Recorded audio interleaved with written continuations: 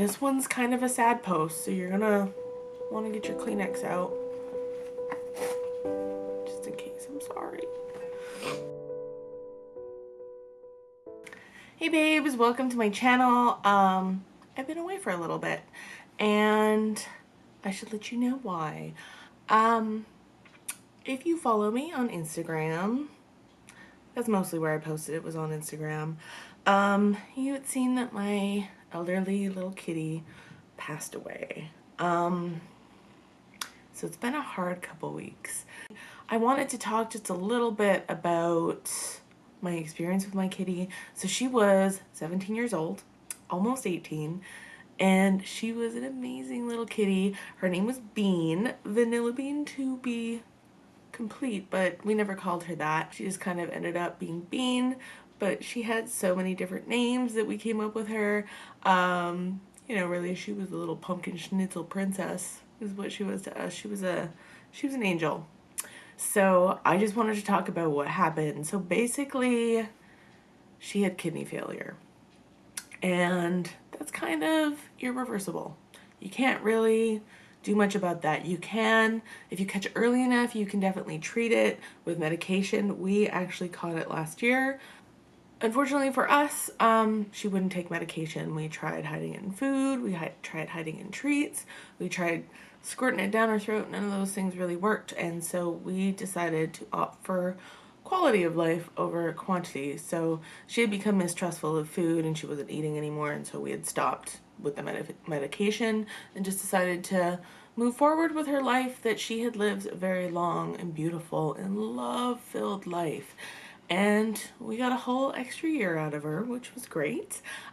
She really did quite well for a long time. We definitely adjusted her diet with the kinds of food that we had been feeding her. And, you know, we kind of indulged her quite a bit in her favorite things. Her favorite things, which is adorable. And I don't know anybody else that has kitties that might be similar. People say that cats can't taste sweet, but my cat's last solid meal was cake, because that was one of her favorite things in the world. Now, she also loved croissants and like pastry, any kind of flaky things, pie crust. And I know that's got to have something to do with the fats, but oh my God, she went bananas for baked goods. So if it was a pie, if it was a cake, if it was a croissant, she was all over it. And if you've seen any of my posts of breakfast in bed, you almost always see her little face in there. And if I'm taking my photos too long, she would take that croissant. So unfortunately, she started to decline, and we went away for vacation and came back. So we came back and we found that she was much altered. She had been losing a lot of weight. In addition to her kidney problems, she had also developed a hyperthyroid, which is really common with older cats. So she had a hyperthyroid. She had started to lose a lot of weight. She had become quite tiny. She had always been like a very Rubenesque, voluptuous little kitty, very full-figured, like her mama. And she had gotten quite tiny and really, really small. And by the time we had come back home from our week away in LA, she was much smaller, and we were getting concerned. Shortly after we got home, she kind of stopped eating, and we knew that it was pretty much getting close to the end. We opted to take her into the vet, but the vet visits have always stressed her out enormously. And since we kind of had a good grasp of the situation, we decided for palliative care and to keep her home. Palliative care is not an easy choice. Getting teary already, because it's really hard to see your little baby decline so fast. But we really wanted her to go out with the happiest of endings, feeling loved and comfortable in her house. And so that's what we tried to do. Now, for anybody that is wanting to potentially try palliative care for your animal, you've really got a long list of things that you've got to question about yourself if you're ready to handle that kind of that emotional load. It's a big one. Also, really quality of life versus like if they're in pain and it's getting too hard for them, you might really want to take them in for euthanasia, or There's even vets that offer home visits, which is a really great option, especially for like anxiety cats like my cat was. And we did question that, but we didn't get to the point of thinking about bringing her in until it was obviously her last day. We knew it was her last day, we could tell. And we had discussed the day before that if things were going like how they were going, that we were gonna look into a vet and see if anybody was available to come in or if we were gonna be having to take her in ourselves. But she ended up doing the work herself that day. So she passed away in my arms. I had her wrapped up in a towel. She usually didn't like being held tight. She was kind of claustrophobic. But by the time the end was coming up, she had kind of lost the ability to walk around that day. So I had swaddled her up. I had read online that swaddling a cat can sometimes be really comforting. And we had let her be for a chunk of the day until she had gotten up and was kind of panicky. She was trying to move, but she couldn't because she didn't have the energy. It's not that her legs were paralyzed. She just didn't have the energy. She hadn't eaten, the poor little thing, in a week. Like, the only thing that we could get her to keep down was some cream. And she was drinking lots of water, but it was the last 2 days where she just stopped everything. And she had lost a lot of muscle mass and strength, and she just wasn't able to do anything anymore. So we had left her lying for a little bit by herself because cats often want to be off to themselves. And so we had made many comfortable little hidey holes for her that we could still see her, but she felt comfortable and private in. Some of them had heating pads. They all had blankets and towels. So she had places, but she had woken up from one of them and she was kind of panicky a little bit. And so I just grabbed one of the towels that was close by and just kind of swaddled her up and held her. And it kind of just immediately calmed her down. And so I held her for about 2.5 hours until she...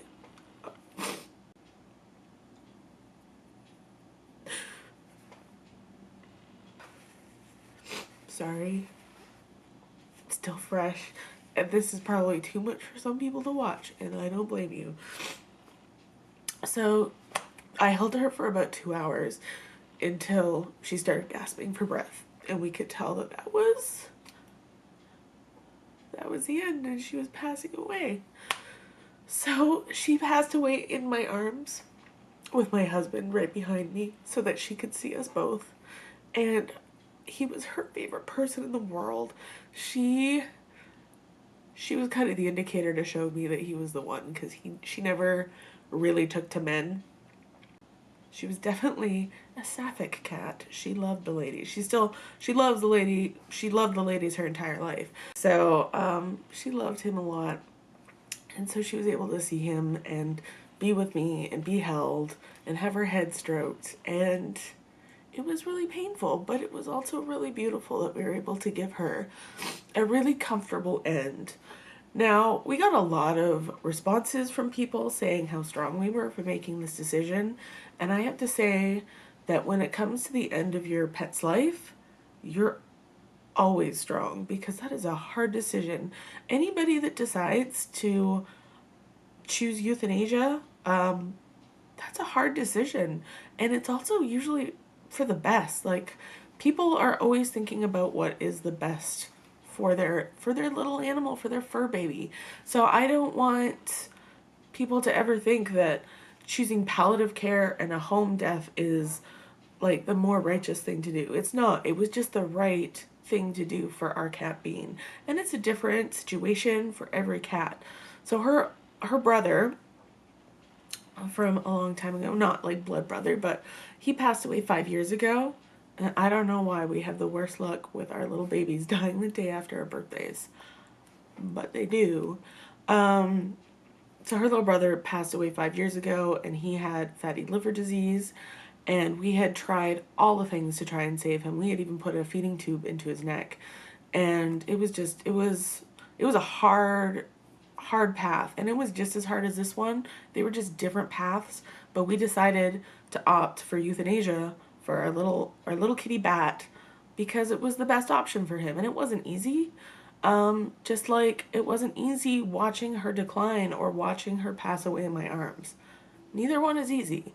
So I just wanted to give some information on that and some perspective.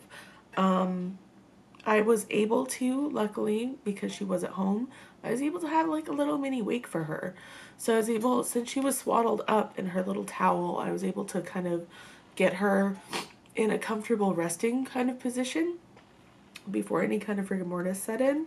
And I was able to kind of set up a little altar for her where I was able to shroud her and put flowers on her and light candles and kind of have a vigil to say goodbye. I know that that's not an easy thing, or a lot of people might be like, whoa, I could not do that. This all stems from some death positivity that I have been opened up to. I've read a book by Doughty, and I've watched her channel. You're going to want to watch this video right here. Get the Kleenex out, because it's upsetting. I should have said right at the beginning, get your Kleenex out. I'm not sure if I'll include pictures on here. I did have some pictures up on my Instagram. It's hidden behind a little boomerang of some Santa Paulo that is burning. And then you can flick through and look at kind of the altar that I had set up. And I found that it was just kind of very cathartic. It helped me. It helped me a lot. Like, it doesn't mean that I haven't been depressed and sad and crying for days after, but it definitely, I don't know, it helped my heart. And I think that the act of ritual and being able to say goodbye, and not treat death as this scary, dirty, terrible thing that you've got to get away from, was really, really therapeutic. And if you've got it in you to try something like that, when the time comes, it might be something that you'd want to look into. Anyway, I'm gonna end this with just a couple of pictures of my little kitties. You can see how beautiful she was. She was just such a darling, and this world has lost a little bit of sunshine because she's gone, because she was a true blessing. Thank you so much for watching. I'm sorry for the sadness, but thank you so much.